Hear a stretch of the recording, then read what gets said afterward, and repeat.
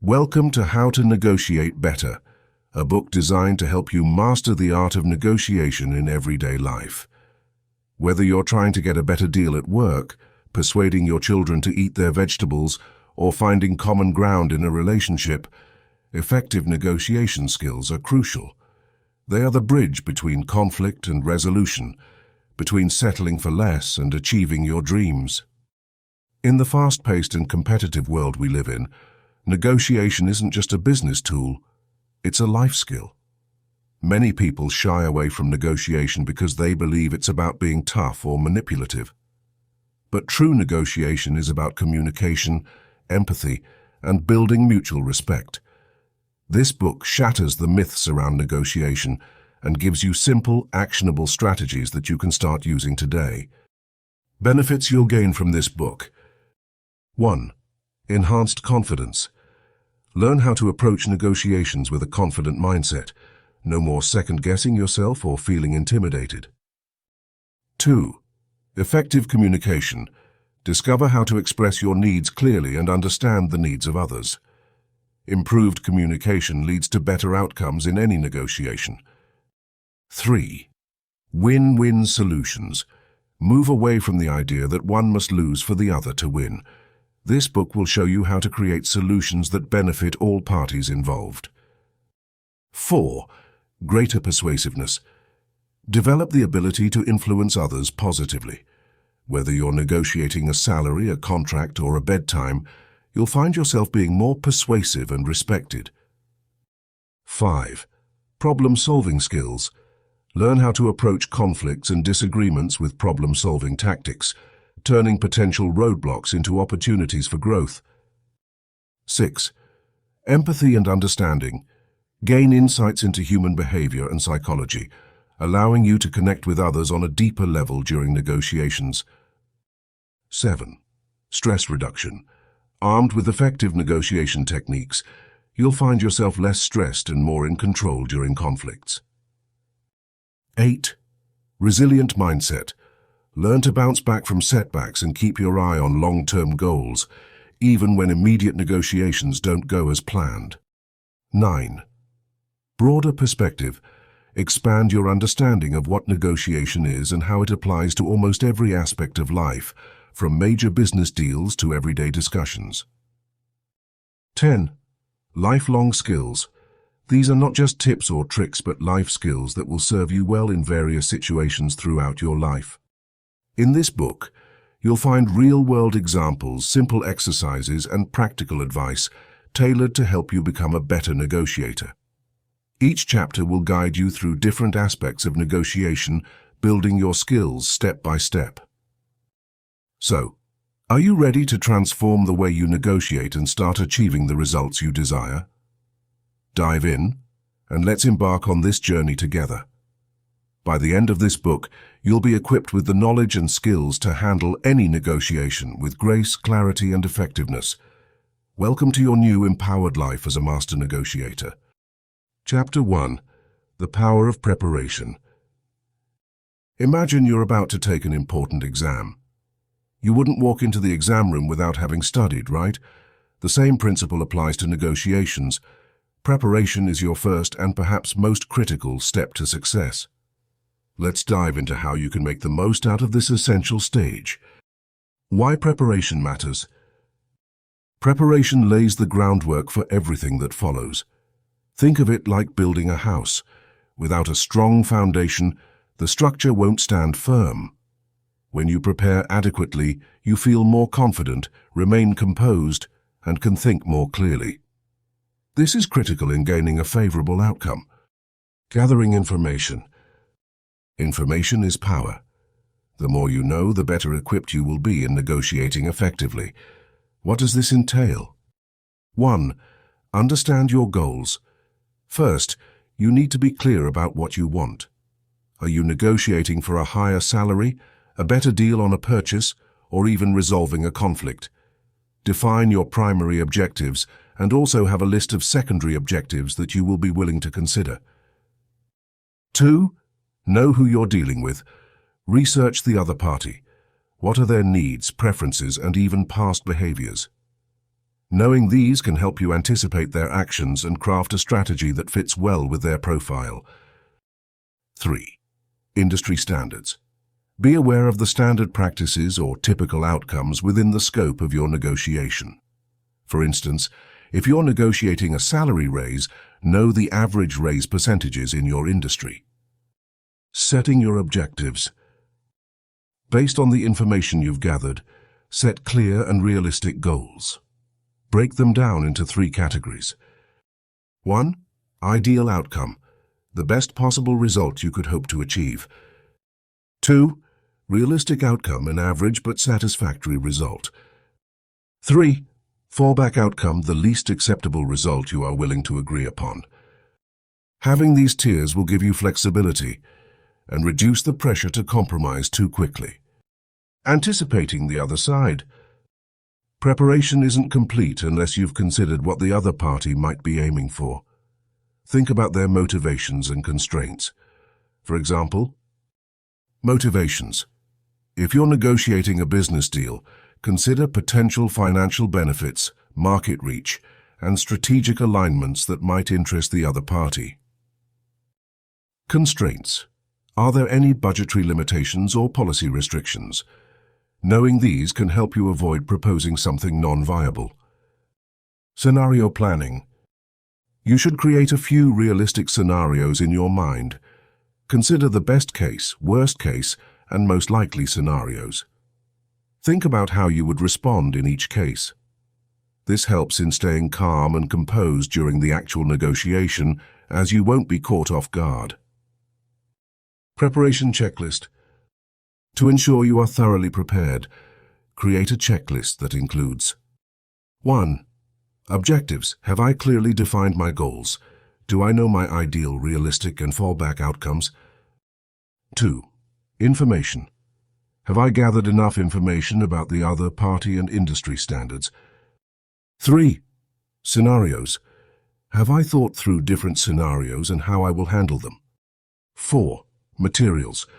Do I have all the necessary documents and data to support my arguments? An example to consider. Imagine you are negotiating a project deadline with a client. Through preparation, you find out that the client values quality over speed. Therefore, you set an ideal outcome where the deadline is extended by a month, allowing extra time to ensure top quality results.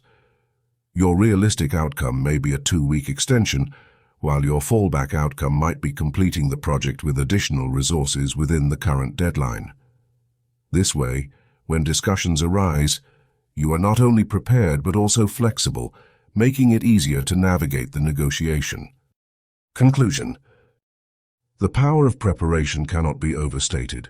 It's about laying a strong foundation that allows you to navigate the sea of negotiation with confidence and clarity. Fully engaged in preparation, the snap decisions you need to make later won't feel abrupt. They will feel like stepping stones carefully placed by your past self. Take the time to prepare, set clear objectives, gather critical information, and anticipate the needs and wants of the other side. By mastering the power of preparation, you'll enter any negotiation with the advantage firmly in your grasp. End of Chapter 1. Continue reading to discover how to build trust and rapport in Chapter 2. Chapter 2. Building Trust and Rapport. Imagine walking into a room filled with people you don't know. You have an important task at hand, to convince someone to see things from your perspective. How do you do it? How do you earn their trust and get them on your side? Building trust and rapport is your most crucial step in any negotiation, as trust forms the foundation upon which successful outcomes are built. Why is trust important? Trust is the glue that holds relationships together. When people trust you, they're more likely to listen to you, respect you, and work with you toward a common goal. Without trust, even the most well-prepared arguments can fall flat because the other person may be too skeptical, defensive, or uninterested to engage with you. Imagine you're trying to solve a puzzle, but some pieces are missing. That's what it's like to negotiate without trust. You're stuck with gaps that you can't fill. Trust completes the puzzle, giving you a full picture and the ability to make progress. Techniques to build genuine trust. Fortunately, building trust isn't a mystery. It's something you can achieve through consistent, genuine effort. Here are some strategies to help you build trust and rapport. 1. Be genuine and authentic. People can sense when you're being fake or insincere. Authenticity fosters trust. Be yourself and be honest about your intentions, strengths, and even your limitations. Share a little about who you are, and don't be afraid to show a bit of vulnerability. This humanizes you and makes you more relatable. Example: if you're a manager trying to understand an employee's concerns, share a personal story about a challenge you faced in the past. This demonstrates that you are human too and opens the door for mutual respect and understanding. 2. Show empathy and understanding. Empathy is the ability to understand and share the feelings of another person. When you show empathy, you convey that you genuinely care. Listen to others' concerns and acknowledge their emotions and viewpoints. Example: when a colleague is stressed about a project deadline, say, "I can see how overwhelming this must be for you. What can we do to make this easier?" 3. Be reliable. Trust is built over time through consistent actions. Keep your promises, meet your deadlines, and follow through on your commitments. Reliability shows that you are dependable and trustworthy. Example: if you promise to send an important document by noon, make sure it is sent before noon. Small actions like this build a reputation for reliability. 4. Develop mutual respect. Respect is a two-way street. Show respect to others and they are likely to return it. Listen without interrupting. Value others' opinions and treat everyone with kindness and consideration. Example: when in a meeting, give each person a chance to speak and genuinely consider their input. This shows you value their contributions. 5. Create shared positive experiences. Positive experiences cement relationships. Create moments of collaboration and success together, whether it's completing a project or overcoming a challenge. These experiences form lasting bonds of trust. Example: organize team-building activities or collaborative projects that encourage teamwork and collective problem-solving. These shared experiences foster a strong sense of trust. Tactics to foster trust. 1. Building rapport through small talk. Small talk might seem trivial, but it builds the initial layer of trust. Asking about someone's weekend or their hobbies creates a connection and shows that you are interested in them as a person, not just as a participant in a negotiation. Example: before diving into a negotiation, take a few minutes to chat about non-work-related topics. Did you enjoy the game last night? I know you're a big fan. This human touch breaks the ice and makes the upcoming conversation more personal. 2. Matching and mirroring. Matching and mirroring are subtle psychological techniques where you mimic the other person's body language, tone of voice, or words. It creates a subconscious connection and makes the other person feel understood.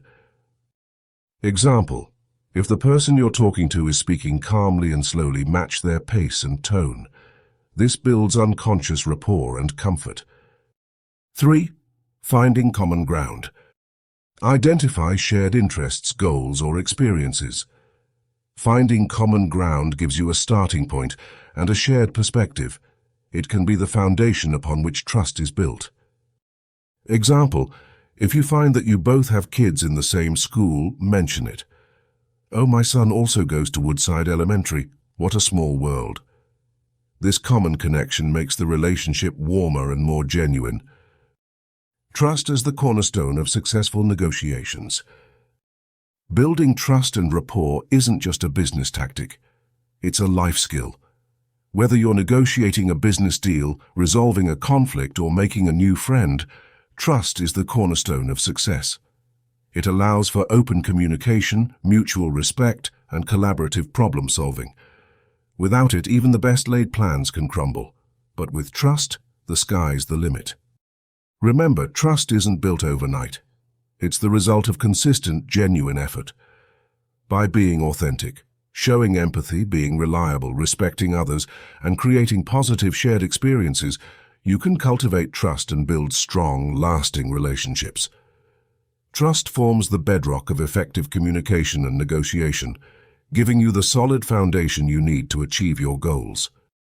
With these tools and techniques at your disposal, you're well on your way to becoming a master at building trust and rapport. So go out there, connect with genuine authenticity, and watch the magic of trust transform your negotiations. Chapter 3. Active Listening. Active listening is not just about hearing the words someone is saying. It's about truly understanding the message behind those words. When negotiating, active listening can be your secret weapon, providing invaluable insights that can strengthen your position and build stronger relationships. 1. What is active listening? Active listening involves fully concentrating, understanding, responding, and remembering what the other person is saying. It goes beyond the act of hearing words. It's about grasping the emotions, intentions, and hidden messages behind those words. Example: imagine you are negotiating a project deadline with a client. While the client repeatedly talks about their tight schedule, they also drop hints about needing quality assurance. Active listening would mean paying attention not just to their deadlines, but also to their underlying need for quality, allowing you to address both concerns effectively. 2. Benefits of active listening. Engaging in active listening can build trust and rapport, help you understand the other party's point of view, reveal important information that might not be obvious, improve problem solving, show genuine interest, making the other party more willing to cooperate. 3. Barriers to active listening. Several factors can impede active listening. Distractions. External noises or internal thoughts can pull your attention away. Prejudices. Preconceived notions about the speaker or topic can cloud your judgment. Emotions. Strong emotions like anger or excitement can make it hard to focus on the speaker's message. 4. Techniques for active listening. Maintain eye contact. Make sure you are looking at the person speaking. This shows that you are interested and focused on what they are saying. Example: in a business meeting, maintain eye contact with the speaker. It shows respect and signals that you are engaged. B. Nod and use positive body language. Encourage the speaker by nodding and maintaining positive body language. Lean slightly forward and smile to show your engagement. C. Avoid interrupting. Let the speaker finish their entire thought before you respond. Interrupting can lead to misunderstandings and show a lack of respect. D. Paraphrase and confirm. Repeat what the speaker said in your own words to confirm understanding. Phrases like, "If I understand correctly, you're saying," can be very effective. Example: if a teammate says they are overwhelmed with their workload, respond with, "So you're feeling stressed because of the volume of tasks, and you need some support." E. Ask open-ended questions. Encourage further discussion with questions that can't be answered with a simple yes or no. This can provide deeper insight into the speaker's needs and concerns. Example: in a negotiation, ask, "Can you explain more about what would make this agreement favorable for you?" 5. Practice makes perfect. Like any skill, active listening improves with practice. Incorporate these techniques into everyday conversations to become more adept at listening actively. Exercise. Next time you're having a conversation, practice one of the active listening techniques. Reflect on how it changes the dynamics of the conversation. Does the other person seem more engaged? Do you gain better insights? 6. Case study. A workplace scenario. Imagine you're part of a team tasked with a major project. During a meeting, the leader discusses the project timeline but seems anxious. Instead of merely noting down the deadlines, you actively listen and observe their body language. You then say, "It sounds like you're concerned about the team's capacity to meet these deadlines. Is that right?" The leader admits they're worried about overworking the team due to a past experience with burnout. With this insight, your negotiation could then address not just the project timelines, but also ways to support team health, possibly leading to acquiring more resources or adjusting deadlines. 7. Conclusion. Active listening is a cornerstone of effective communication, particularly in negotiations. By truly understanding and responding to what the other person is communicating beyond their words, you can foster trust, uncover essential insights, and find solutions that benefit everyone involved. Remember, listening is an active process that can significantly alter the outcome of any negotiation. So, take the time to truly listen, and you'll find yourself in a stronger, more informed position to make decisions and close deals effectively. Chapter 4. Effective communication skills. Communicating effectively is like having a powerful toolkit at your disposal. Whether you're negotiating a business deal, settling a disagreement, or simply trying to express your thoughts clearly, the way you communicate can make all the difference. In this chapter, we'll uncover the keys to clear and persuasive communication and understand how word choice, tone, and body language impact the negotiation process. The art of clear and persuasive communication. Imagine you are an artist, and your words, tone, and body language are the colors on your palette. Together, they create a picture that others perceive. Here's how you can master this art. Word choice. Say what you mean and mean what you say. Words are the building blocks of communication. Choosing the right words can help you convey your message clearly and persuasively. Be specific and clear.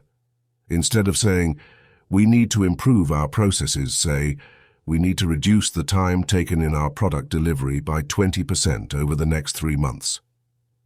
Specificity leaves less room for misunderstanding and shows that you know exactly what you want. Positive language. Frame your sentences positively.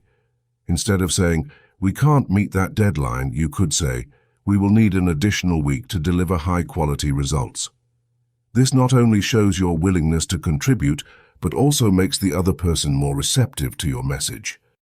Avoid fillers. Words like like, and you know can make you sound uncertain. Practice speaking succinctly and eliminating fillers from your speech. Tone the music of your message. The way you say something can be more important than what you say. Your tone can convey enthusiasm, confidence, sarcasm, frustration, or any number of emotions. Match your tone to your message. If you are excited about a new idea, let your tone reflect that excitement. If the topic is serious, your tone should be more measured and calm. Watch for misinterpretations. Sometimes, especially when we are tired or stressed, our tone can betray our true feelings. Practice speaking in a tone that truly represents your message. Mirror and match. Reflect the tone and pace of the person you are speaking to. This helps in building rapport and makes the other person feel understood.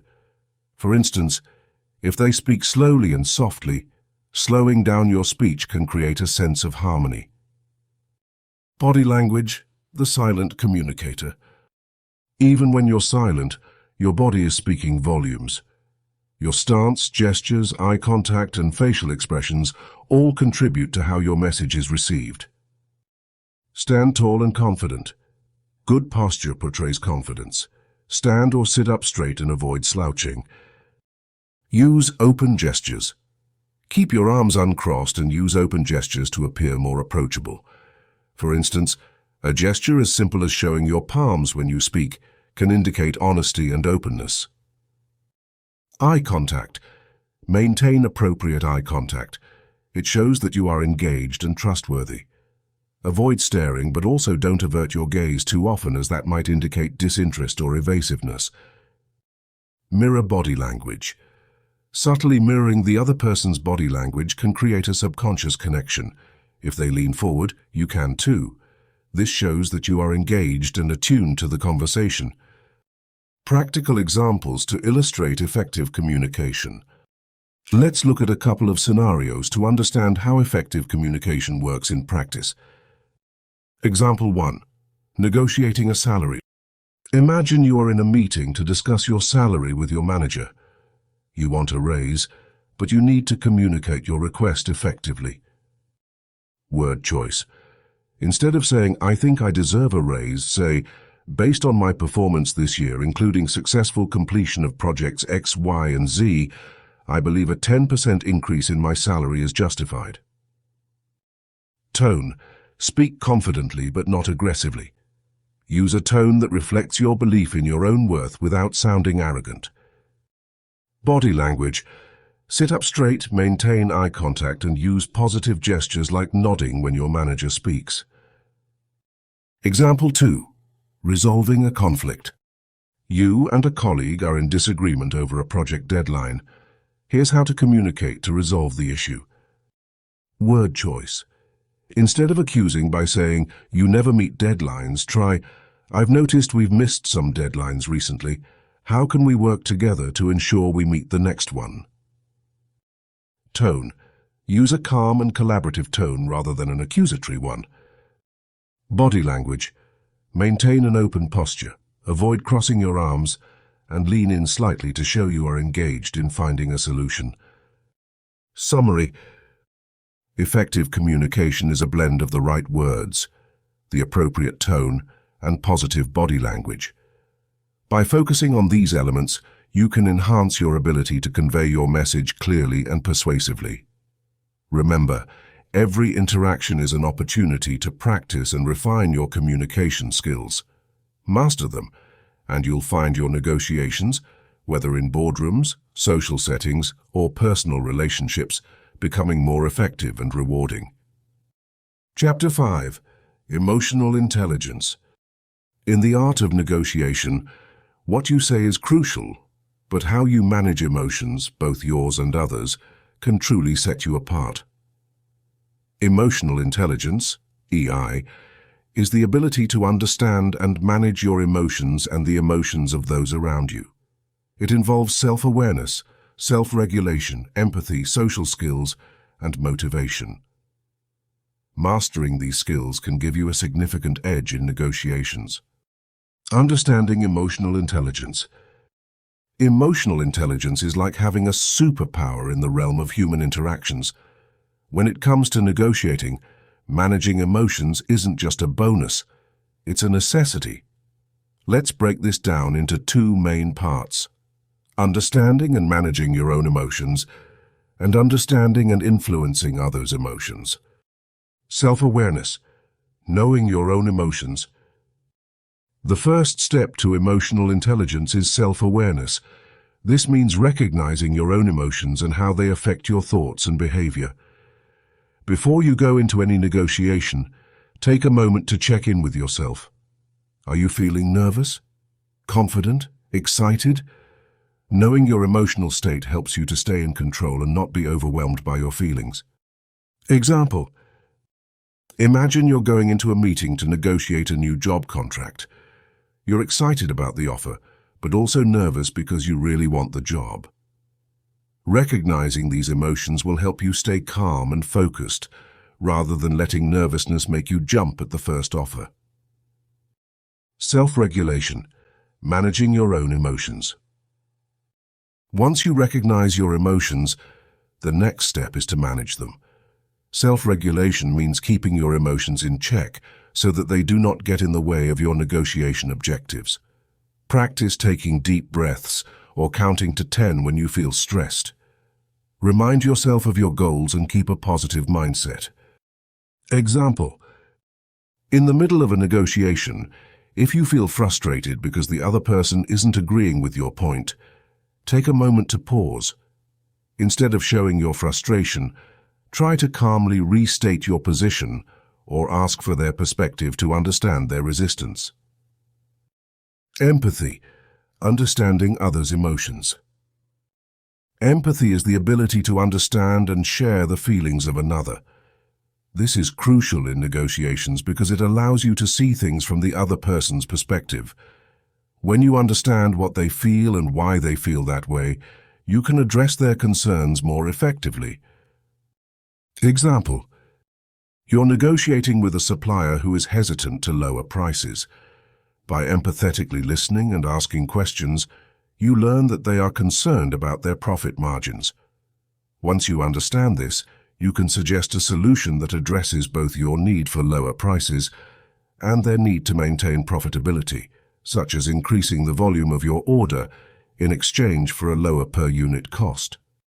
Building rapport. Emotional intelligence helps in building rapport, which is the foundation of any good negotiation. When people feel heard and understood, they are more likely to respond positively.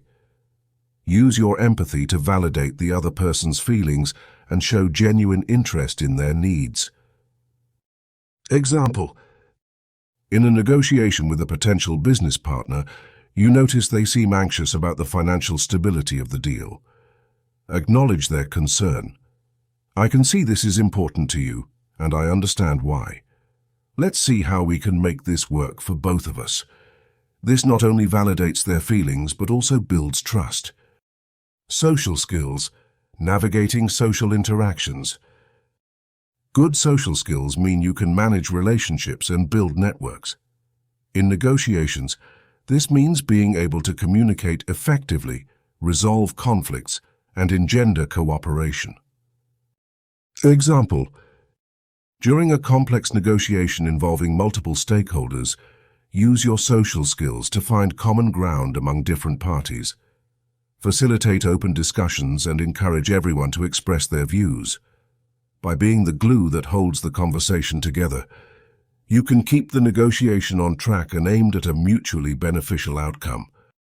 Practicing emotional intelligence. Like any skill, emotional intelligence improves with practice.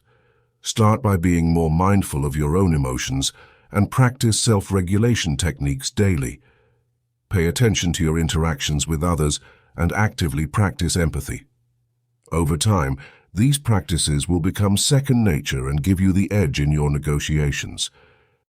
Remember, check in with yourself before, during, and after negotiations to understand your feelings. Practice self-regulation to keep your emotions in check. Use empathy to see the situation from the other person's perspective. Build rapport and use social skills to manage the relationship and keep the dialogue constructive. By mastering emotional intelligence, you not only enhance your personal growth, but also become a more effective negotiator, able to handle any situation with grace and insight. This chapter is your gateway to a new level of personal and professional interaction. Embrace the journey, and you'll find that emotional intelligence is not just a skill, but a powerful tool for success. Chapter 6. Finding common ground. In any interaction, be it a negotiation, a debate, or a simple conversation, finding common ground is essential. It's like laying down the bridge that connects your world with the other person's. Without this bridge, you remain isolated islands, unable to truly communicate or understand each other. This chapter will guide you on the path to identifying and leveraging common interests, enabling you to find win-win solutions that satisfy both parties. The importance of common ground. Why is finding common ground so important? Imagine two friends arguing about which movie to watch. One loves action films, while the other prefers romantic comedies. If they cannot find a common genre that both enjoy, their time together could end in disappointment. However, discovering they both enjoy adventure movies can turn a potential conflict into a delightful shared experience. Similarly, in negotiations, common ground is where mutual benefits live. It's the sweet spot where your interests align with the other parties. Finding this sweet spot can transform adversaries into allies and cement long-lasting, fruitful relationships. Identifying common interests. The first step towards finding common ground is identifying interests that both you and the other party share. Observation and research. Begin by observing and gathering information. Listen carefully to what the other person values, their goals, their concerns, and their motivations. You can learn a lot about someone's interests by engaging them in meaningful conversation and asking open-ended questions. Open-ended questions. Instead of asking, "Do you prefer A or B?" consider framing your questions to encourage broader responses such as, "What is most important to you in this situation?" or "What are your main goals?" Open-ended questions provide richer information and reveal underlying interests that multiple solutions can address. Active listening. As we discussed in Chapter 3, active listening plays a crucial role in identifying common ground. When you genuinely listen, you show respect and empathy, making the other person more open to sharing their thoughts and feelings. Pay attention to words, tone, and body language. Reflecting on what you hear helps clarify and confirm shared interests. Leveraging common interests. Once you've identified common interests, the next step is to leverage them.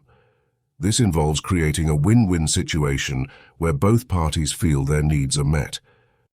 Highlight shared goals. Clearly articulate the shared goals and emphasize their importance. For instance, if you are negotiating a business deal, stress mutual benefits like increased revenue or market expansion. When people see how their interests align, they are more likely to work together harmoniously. Collaborative problem solving. Invite the other party to join you in brainstorming solutions. It shifts the dynamic from me versus you to us versus the problem. Collaborative problem solving fosters creativity and innovation, leading to solutions neither party might have considered alone. Flexibility and compromise. Effective negotiation requires flexibility. Be prepared to adjust your position and make compromises, as long as the core interests of both parties are met. Show willingness to give and take. This builds trust and leaves both sides feeling satisfied. Practical example: negotiating a community project. Let's bring this to life with an example. Picture a community center organizing a project to build a local park.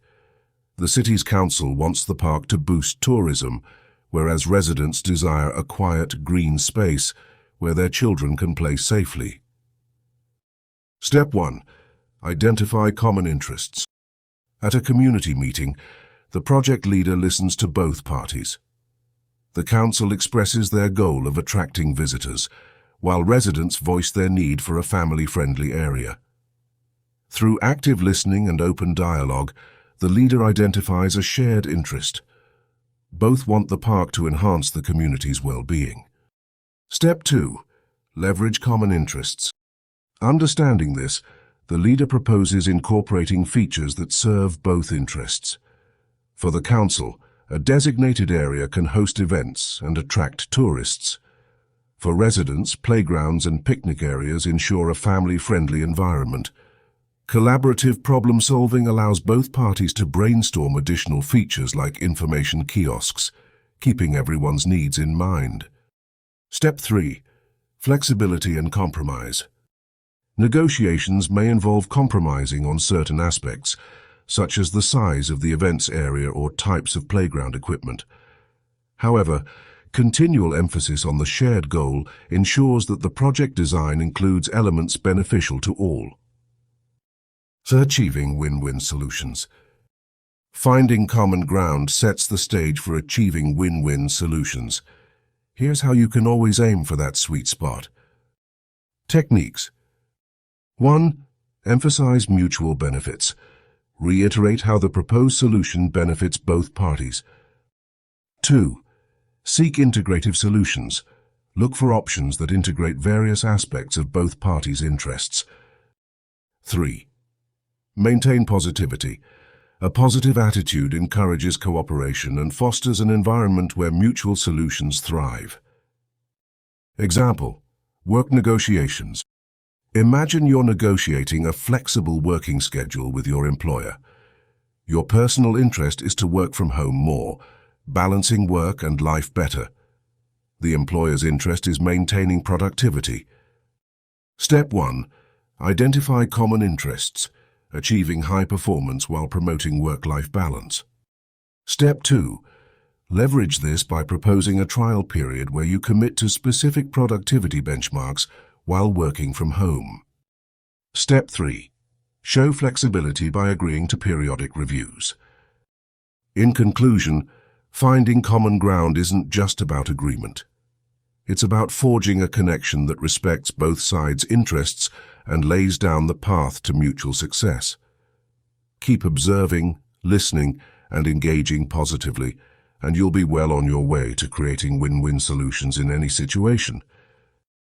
By focusing on shared interests and working collaboratively, you can build strong bridges of understanding, enabling successful outcomes that leave both parties feeling valued and satisfied.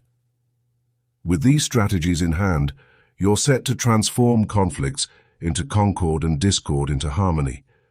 Now let's move forward and tackle dealing with difficult situations in our next chapter. Chapter 7. Dealing with difficult situations. Introduction. Difficult situations are an inevitable part of life and negotiations. Whether you're dealing with a challenging personality or unexpected twists in your plans, how you handle these moments can make a significant difference. In this chapter, we'll explore strategies for preparing for tough scenarios, staying calm and composed, and turning difficult negotiations into opportunities. Understanding difficult situations. Difficult situations can arise for many reasons. It could be a disagreement, a high-stakes scenario, or dealing with a difficult person. Before jumping into techniques, it's essential to understand what makes a situation difficult. Once you grasp the root cause, you're better equipped to handle it effectively.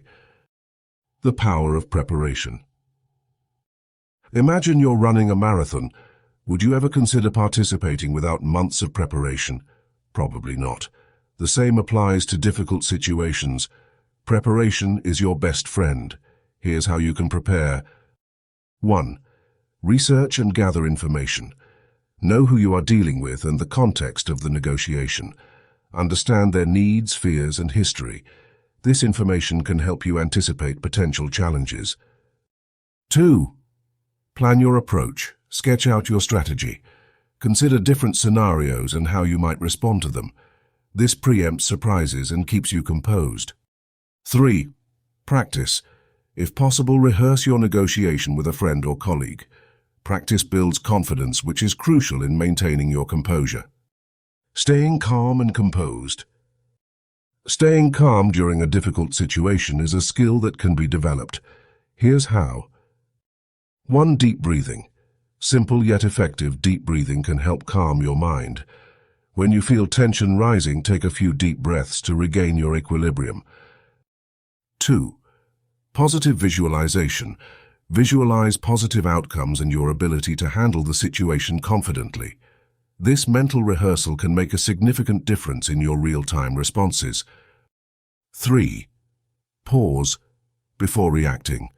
When you face an unexpected comment or challenge, take a moment to think before responding. This pause can prevent impulsive reactions that you might regret later. Turning negatives into opportunities. Every difficult situation holds an opportunity to learn and grow. Here's how to see the silver lining. 1. Stay curious. Instead of viewing challenges as roadblocks, see them as puzzles. Ask questions and seek to understand the other person's perspective. This approach can lead to creative solutions. 2. Reframe the situation. Shift your mindset from problem-focused to solution-focused. Instead of thinking, "This is a problem," ask yourself, "How can I turn this into an opportunity?" 3. Seek common interests. Find common ground amidst disagreement. Even in the most challenging situations, there are usually shared interests.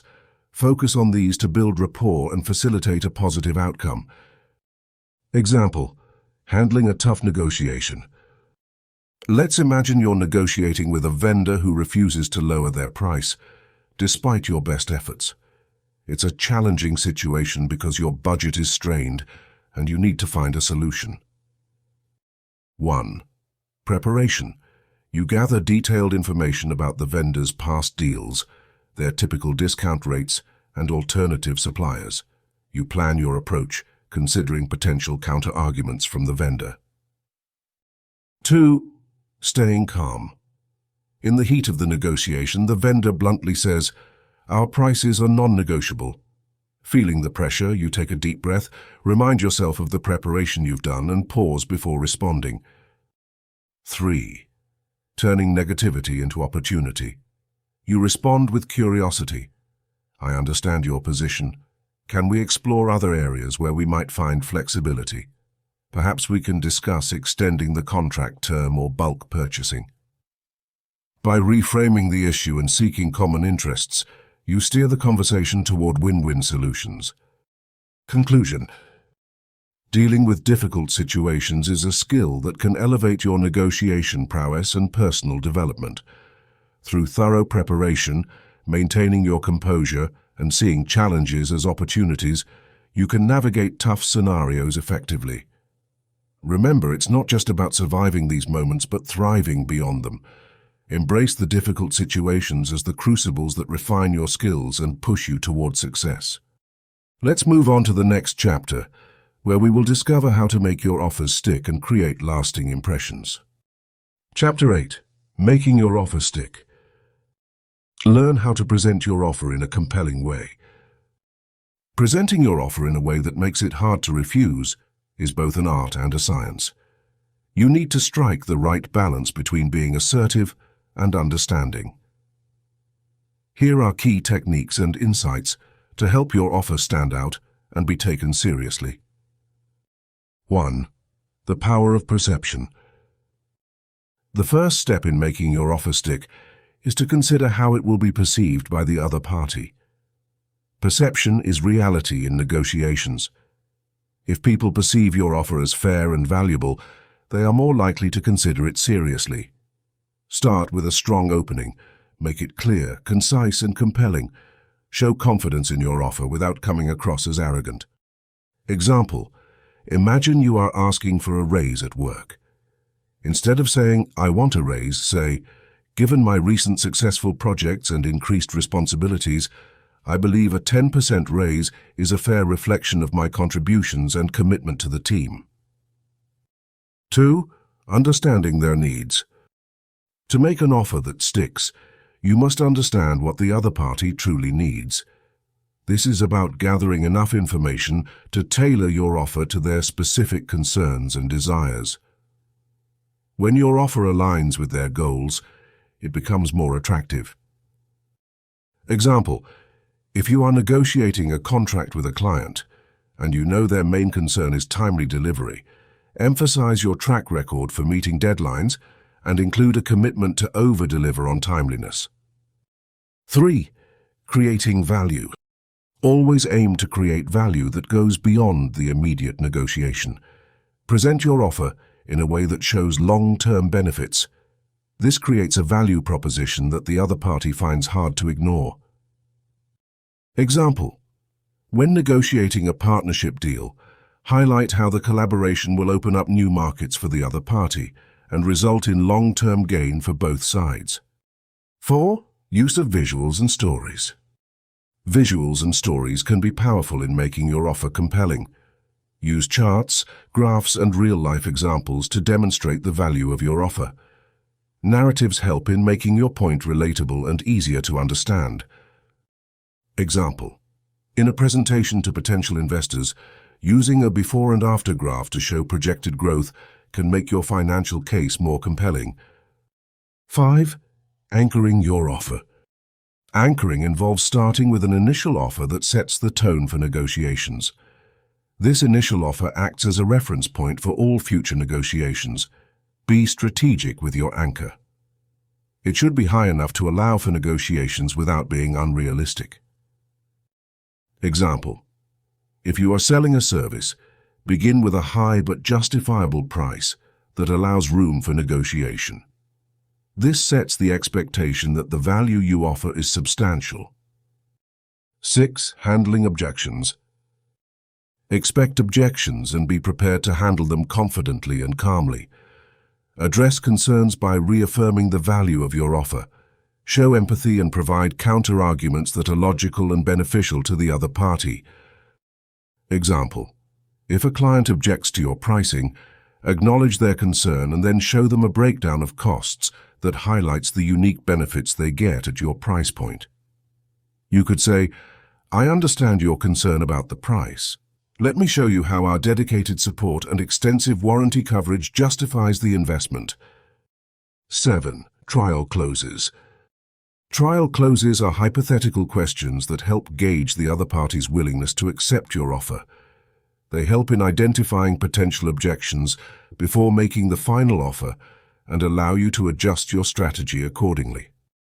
Example: in a sales meeting you might say, "If we could agree on extending the payment term to 60 days, would you be ready to move forward?" This helps you understand if payment term is the main issue or if there are other hidden concerns. 8. Adding urgency. In some cases, adding a sense of urgency can nudge the other party toward making a decision.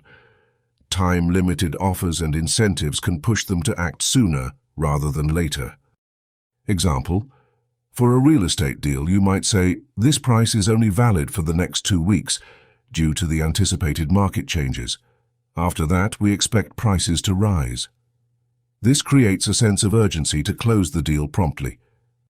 9. Reinforcing the decision. As you near the final agreement, reinforce the benefits of your offer to make the other party feel confident about their decision. People like to feel reassured that they are making the right choice. Example: when finalizing a contract with new suppliers, reiterate how choosing your company ensures reliability, cost-effectiveness, and long-term partnership benefits. 10. Be ready to walk away. Finally, be prepared to walk away if the terms do not meet your minimum acceptable criteria. Showing that you have other options can make your offer seem more attractive and demonstrate your confidence and negotiation skills. Example: if negotiating salary during a job offer, it can be compelling to say, "I appreciate the offer, but I am looking for a position that values the full extent of my skills and experience. If we can't meet at this proposed figure, I'll have to decline and continue my search." Remember, making your offer stick is about creating a win-win scenario. When both parties see the value in your proposal, it not only makes the deal more appealing, but also paves the way for successful and lasting relationships. Stay confident, remain flexible, and focus on the long-term benefits to ensure your offer truly stands out. Chapter 9. Closing the deal.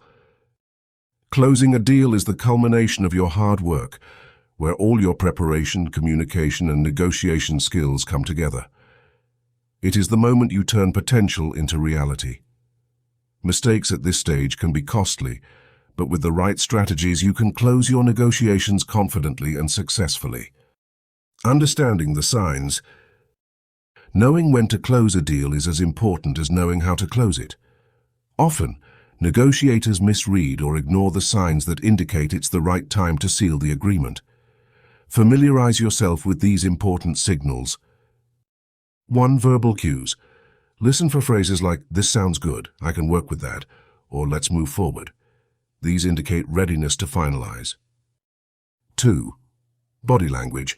Pay attention to positive body language. Nods, smiles, and leaning forward can signify agreement. 3. Commitment phrases. Statements like, "What's the next step? When can we start?" or asking for specifics imply they are envisioning the deal as done. Strategies to close the deal. Closing a deal successfully involves a mix of strategic actions and soft skills. Here are some effective strategies. 1. Summarize the agreement.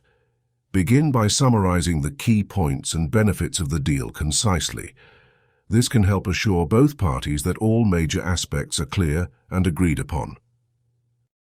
Example: so we have agreed that we will provide the marketing services at the rate of $5,000 per month, and you will sign a 6-month contract starting from the 1st of next month. 2. Assume the close. Act as though the deal is already concluded. This strong assumption can nudge the other party across the finish line. Example: "Great, since we're in agreement, I'll prepare the contract for signing. When would you prefer, today or tomorrow?" 3. Offer a last-minute add-on. Sometimes a small additional offer can seal the deal. This can be a minor concession or an extra benefit. Example: "If you sign today, we can include an extra month of service at no additional cost." 4. The choice close. Give them options that lead to a close without adding pressure. Example: "Would you prefer to start the project on Monday or Wednesday next week?" 5. Drawing on deadlines. Deadlines help focus the decision-making process. If there's a looming timeline, use it to create urgency without appearing manipulative. Example: "We need to finalize this agreement by the end of the week to start the project on time." Knowing when to push and when to seal. A successful negotiator discerns when to push further and when to seal the deal. Pushing too hard when the other party is ready to close can break the rapport you've built. Here's how to navigate this balance. 1. Assess the response. If the other party shows hesitation or brings up new concerns, it might indicate a need to address issues rather than pushing forward. 2. Gauge the value of additional concessions. Consider if the potential gains from pushing further outweigh the risk of jeopardizing the deal. 3. Be ready to accept. If both parties are satisfied and you're close to agreement, accepting the terms may be wiser than holding out for minor advantages. Tying up loose ends. Once there's mutual agreement, ensure everything is formalized and documented. Clear communication about the next steps is crucial. 1. Confirm the details. Reiterate the agreed terms in writing and ensure both parties have a clear understanding of their responsibilities. Example: "As agreed, we will send the contract by the end of the day for your review and signature." 2. Plan for follow-up. Set clear milestones for the immediate future and establish points for follow-up. Example: "I will follow up with you next week to confirm the project kickoff and ensure everything is on track." Learning and reflecting. Even within the closing stage, reflection is vital. Consider what worked and what didn't. Every negotiation provides lessons that can refine your approach in future deals. Conclusion. Closing a deal successfully is about recognizing the right moment, using effective tactics, and striking a balance between pushing further and sealing the agreement. With these strategies, you can turn your negotiations into fruitful, lasting relationships and agreements, paving the way for continued success. By embracing these tactics, not only will you enhance your ability to close deals effectively, but you will also build stronger, more trustworthy relationships that thrive beyond the initial agreement. Keep these lessons in mind and approach each closing opportunity with confidence and clarity. Chapter 10. Reflecting and learning. Negotiating is both an art and a science. Every interaction provides an opportunity to learn and grow, but only if you take the time to reflect on it. This chapter is about the power of reflection and how analyzing your negotiations can prepare you for even better outcomes in the future. The importance of reflection. After a negotiation, it can be tempting to move on quickly, especially if it was a difficult experience. However, reflecting on what happened during the negotiation is crucial for personal development. Understanding your strengths and areas for improvement can boost your confidence and skills in future negotiations. Why reflect? 1. Identify successes. Reflecting helps you detect what you did well, enabling you to replicate these behaviors in future negotiations. 2. Spot weaknesses. Recognizing what didn't work allows you to address and improve upon these areas.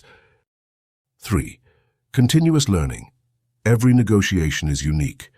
What worked in one scenario may not work in another. Reflecting helps you adapt and grow. How to analyze your negotiation. 1. Take immediate notes. Right after the negotiation, jot down your thoughts while they are still fresh in your mind. Note what you felt went well and what didn't. This raw data will be invaluable for later analysis. 2. Evaluate your preparation. Look back at how you prepared for the negotiation. Did you research thoroughly? Were your objectives clear? Did you have the necessary information? Good preparation forms the foundation of effective negotiation. Evaluating this step can help you refine your process. 3. Assess communication and listening skills. Consider how effectively you communicated your points and listen to the other party. Did you understand their needs and concerns? Were there any moments where communication broke down? Effective communication can mean the difference between a successful and unsuccessful negotiation. 4. Review emotional intelligence. Think about how you managed your emotions and those of the other party. Were there moments of tension, and how did you handle them? Emotional intelligence is crucial in maintaining a calm and productive negotiation environment. 5. Analyze the outcome. Whether you reached a favorable agreement or not, dissect the outcome. Did you achieve your main objectives? What were the compromises? Understanding the specifics of the outcome can help you improve your offer and closing strategies. Learning from experience. Reflecting isn't just about recognizing mistakes. It's also about learning and growing from them. Here's how you can make your reflection tangible and actionable. 1. Create an improvement plan. Based on your reflections, develop a plan for improvement. Identify specific actions you can take to enhance your skills. For example, if you found that you didn't listen actively, commit to practicing active listening in your daily interactions. 2. Seek feedback. Don't hesitate to ask for feedback from others who witnessed the negotiation. They can offer different perspectives and insights you may have missed. 3. Role-play future scenarios. Simulate future negotiations with a colleague or friend.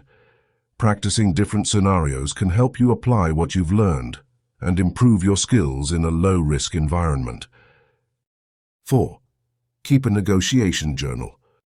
Maintain a journal of your negotiation experiences. Document each negotiation, reflect on it, and track your progress over time. This record will serve as a valuable resource and motivational tool, showcasing your improvement. Example of reflection. Imagine you recently negotiated a deal with a potential business partner. Initially, everything seemed to go smoothly, but toward the end, the deal fell through. Here's how you might reflect on that experience.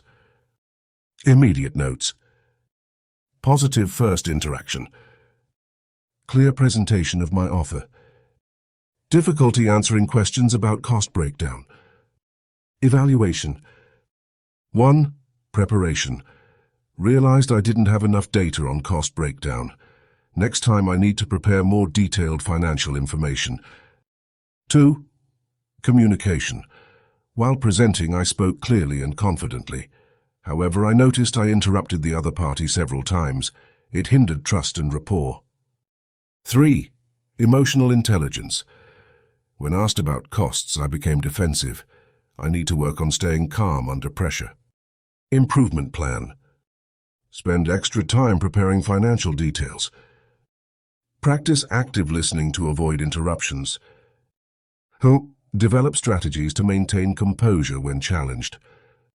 Conclusion. Reflection and learning are ongoing processes. Every negotiation, whether it ends in success or failure, holds valuable lessons. By taking the time to reflect, you can continuously refine your approach, making each subsequent negotiation smoother and more effective. Remember, personal growth doesn't happen overnight. It's a journey of small, consistent improvements. Keep reflecting, keep learning, and keep growing. Your future self will thank you. Thank you from the bottom of our hearts for joining us on this inspiring journey. Your desire to grow, to seek wisdom, and to spread positive energy truly makes this world a better place. We are incredibly grateful to have you as part of our community. By tuning into our audiobooks, you are not only enriching your own life, but also contributing to a ripple effect of positivity that can touch countless others. Your commitment to self-growth is both commendable and essential in these times. Remember, the power to change the world begins within each of us. We encourage you to comment below with your top learnings from this book. Let us know what resonated with you the most, and more importantly, which lessons you are planning to implement in your life. By openly declaring the new habits and principles you wish to adopt, you not only create accountability for yourself, but also inspire others in our community to strive for similar growth. Remember, sharing your breakthroughs and goals fosters a supportive network that can help you stay on track. Together, we can build an empowering circle of accountability, motivation, and success. Keep shining, keep growing, and continue spreading that incredible positive energy. The world needs it more than ever. Until next time, stay motivated and stay mystical.